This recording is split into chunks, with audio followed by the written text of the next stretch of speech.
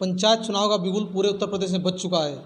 चुनावी चर्चा के लिए मौजूद हैं उत्तर प्रदेश के जनपद शामली के गांव बराला में, जहां पर हम बात करेंगे ग्राम पंचायत पद के जो भावी प्रत्याशी हैं उनसे। गांव की जो प्रमुख समस्याएं हैं उनके परिप्रेक्ष्य में भ्रष्टाचार, महिला आरक्षण, देश के ज्वलंत मुद्दे और शहीदों को मिले सम्मान को लेकर आइए बात करते हैं। सर, स्वागत है आपको हमारे न्यूज़ नेटवर्क में।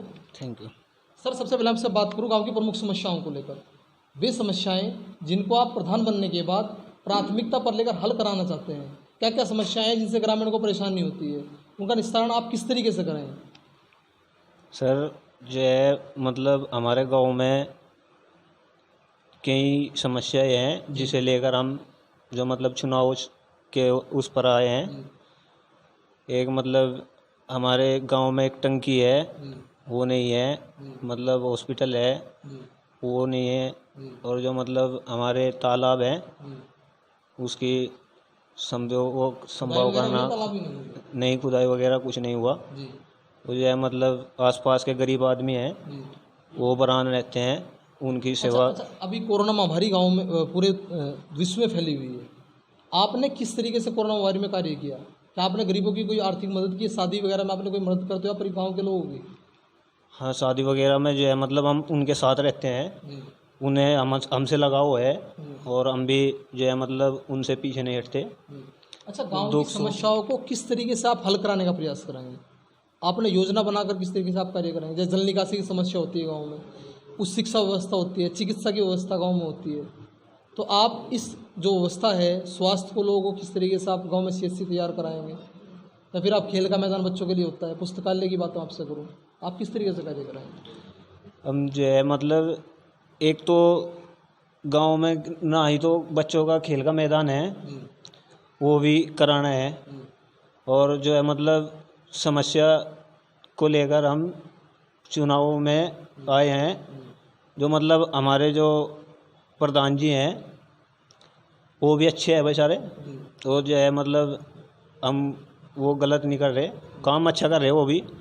मतलब जो कि कोई नहीं रहे काम रुके हुए हैं, हम जो है उन्हें लेकर, जो नहीं हुए रुके हुए हैं उन्हें लेकर उनके उस पर आधार पर उनके चुनाव के संभव में आए हैं। एक आइटम्स आता है अंग्रेजी का कि very big difference between doing and saying.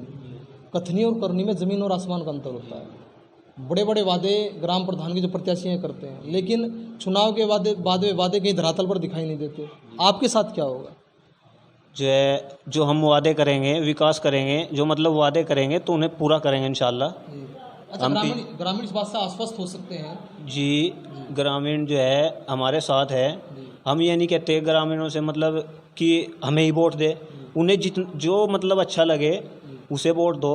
यानी कि जो है मतलब हम गरीब आदमी हैं, वो हमसे लगाव रखते हैं और हम भी जो है मतलब गरीब आदमी से लगाव रखते हैं। गरीब आदमी हमसे पीछे नहीं हटता और हालांकि हम भी पीछे नहीं हटते उनसे। दुख सुख में मतलब जो हमसे होता है हम उनके लिए करते हैं। अच्छा, एक बड़ा मुद्दा अभी प्रत्येक गांव में देखने को मिलता है कि भ्रष्टाचार आज चरम सीमा पर है।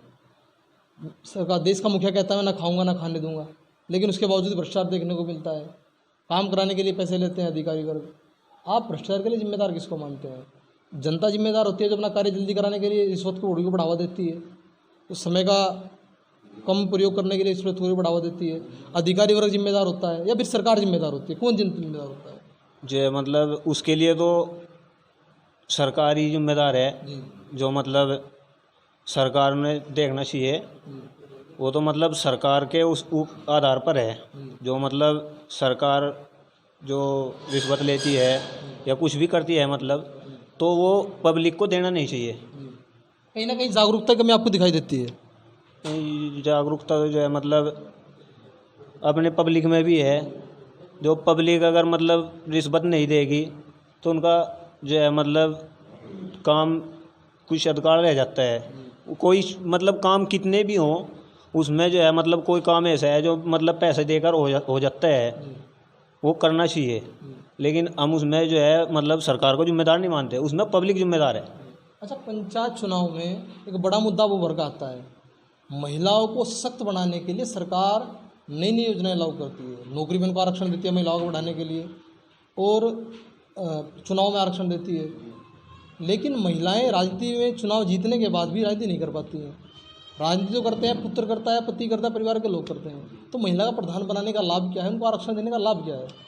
ये मतलब महिलाएं पढ़ी लिखी तो नहीं है ना, महिलाएं तो क्या सरकार को शिक्षा अनिवार्य कर देनी चाहिए कि जो महिला पढ़ी लिखी है, शिक्षित है, वही चुनाव लड़ सकती है? हाँ, सरकार को ये करना चाहिए, जो मतलब पढ़ी लिखी है उसे ही चुनाव लड़ना चाहिए, जो अनपढ़ है उसे चुनाव नहीं लड़ना चाहिए। तो देश के मैं बात करूँ वर्तमान सरकार को लेकर आपसे, वर्तमान सरकार नए नए कार्य देश में कर रही है, क्या वर्तमान सरकार से आप पूर्णतः संतुष्ट है कि सरकार जो कार्य कर रही है वो देश हित में है, देश के अहित में है? देश के हित में ही है जी। जैसे क्या क्या कार्य सरकार ने कराए हैं? देश से मतलब बहुत से कार्यकर्ता करवाए हैं, जैसे सड़क का निर्माण, जैसे सड़क है, सीसी, मतलब अगर बहुत से काम हैं जो मतलब काफ़ी काम है। क्या वर्तमान सरकार से आप संतुष्ट हैं? हाँ, सरकार संतुष्ट हैं जी। अच्छा, एक मैं आपसे बात करूं, काफ़ी चुनाव में प्रत्याशी मैदान में होंगे, ग्रामीण आप ही को वोट क्यों दें? आप अपनी जीत का संभावित आधार क्या मानकर चलते हैं? आपकी जीत का संभावित आधार क्या है? तो मतलब जीत का संभव तो जो पब्लिक आपके पास पैसे की अधिकता है? हाँ, जो मतलब पैसे की अधिकता तो हमारे पास है नहीं जी मतलब एक आम आदमी है, जी लेकिन जो गरीब जनता है वो हमसे लगाव रखती है, वो हमें वोट काफ़ी वोट देती है। अच्छा, आपकी मिलनसारिता आप समझते हैं कि आपकी मिलन जो सारिता है उसकी वजह से आपको जो ग्रामीण है आपको वोट देंगे? जी जी। अच्छा, इससे अलग मैं आपसे बात करूं कि कोरोना महामारी पे अपने ग्रामीणों को संदेश आप देना चाहते हैं अपनी तरफ से? हम तो संदेश यही देना चाहते हैं कि आपको मतलब जो सेवक है, मतलब जनता है, हमारे गांव के जो प्रत्याशी है, मतलब वोट वो किसी को भी दे, मतलब हमें कोई वो नहीं है, मतलब वोट हमें उस पर देना चाहिए जो उन्हें विश्वास हो हम पर। कोरोना काल को लेकर आपसे बात करो, कोरोना में कोई संदेश देना चाहते हैं, बीमारी से कैसे बचें ग्रामीण? कोरोना में तो देना चाहते हैं। अच्छा, इससे अलग मैं आपसे बात करूं, मीडिया कार्यक्रम चला रहा है शहीदों की श्रद्धांजलि को लेकर। शहीदों, मैं आपसे पूछ लूँ 10 शहीदों का नाम बता दो आप मुझे, क्या बता पाएंगे आप? 10 नेताओं के नाम बता देंगे? अभिनेताओं के बता देंगे, क्रिकेटर के नाम बता देंगे, लेकिन अब शहीदों के नाम नहीं बता पाएंगे। जिन लोगों ने अपने प्राणों की आहुति देश को बचाने के लिए दे दी, उनको भूलना क्या विडंबना का विषय नहीं है? उनके बारे में बताइए कुछ आप। क्या शहीदों का सम्मान प्रचार प्रसार होना चाहिए, किस तरीके से होना चाहिए? शहीदों का सम्मान जो है मतलब करना चाहिए, जो मतलब शहीद हुए हैं उन्हें सरकार को याद रखना चाहिए, ताकि मतलब उनके लिए कोई समाधि बनानी चाहिए उनके गांव में, या मतलब समाधि वगैरह जो उनकी याद रहनी चाहिए। मतलब आदमी उनकी याद रखने से क्या लाभ हो सकता है? उनकी याद रखने से जो है मतलब आगे जो बच्चे मतलब आगे बूढ़े हैं जो मतलब की याद रहे कि ये आदमी हमारे देश के लिए जान दी थी इसने, वो जो है मतलब देश के लिए जान देकर शहीद हुआ था, ये मतलब यादगिरी रहनी चाहिए उसकी, क्योंकि उसने जो है मतलब हमारे देश के लिए जान दी। अच्छा, क्या सरकार को पाठ्यक्रम के रूप में, विषय के रूप में, सब्जेक्ट के रूप में शहीदों की जीवनी है उसको किताबों में शामिल कर देना चाहिए, जिससे बच्चे प्रेरणा ले सकें? मतलब एक जीवनी शहीदों की विषय के रूप में, जैसे हिंदी इंग्लिश होते हैं, इसी प्रकार से शहीदों की जो जीवनी है, उनका जीवन जो चरित्र रहा है, उसको पाठ्यक्रम में शामिल बच्चों को पढ़ाने के लिए दे देना चाहिए, जिससे बच्चे प्रेरणा ले सकें। हाँ, दे देना चाहिए, मतलब कोई कॉलेज वाले उनके नाम से जो है मतलब कॉलेज वॉलेज बनवा देना चाहिए, ताकि उनमें बच्चे पढ़े कि उसका नाम कॉलेज का पढ़े, ये मतलब पढ़ते ही याद आना चाहिए कि ये आदमी शहीद हुआ था, हमारे देश के लिए जान दी थी इसने, वो यादगिरी रहनी चाहिए। मतलब जब मीडिया कार्यक्रम चला रहा है शहीदों के सम्मान के लिए, उसमें विज्ञापन रूपी एक सहयोग चाहता है व्यक्ति से कि हम शहीदों का प्रचार प्रसार हम करें, लोग जागरूक हों, क्या आपकी सहभागिता उसमें रहेगी? शहीदों प्रचार प्रसार के लिए आप साथ रहेंगे? हाँ जी, हम साथ रहेंगे इंशाल्लाह। अच्छा, और इससे अलग अपने द्वारा कोई अपने ग्रामीणों को कोई संदेश देना चाहते हो भाईचारा के रूप में, कोई बात आप ग्रामीणों से कहना चाहते हो, मीडिया के द्वारा कोई अपील आप ग्रामीणों से करना चाहते हो?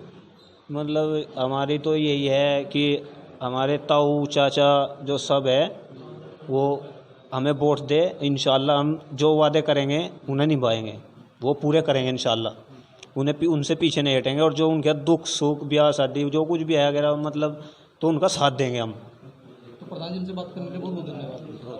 अभी हम बात कर रहे थे उत्तर प्रदेश के जनपद शामली के एक गांव बराला के जो ग्राम पंचायत भावी प्रत्याशी है मोहम्मद जुनैद जी से, शामली से कैमरा पर्सन के साथ प्रताप आर्य की रिपोर्ट, सच कड़ा न्यूज़ नेटवर्क शामली।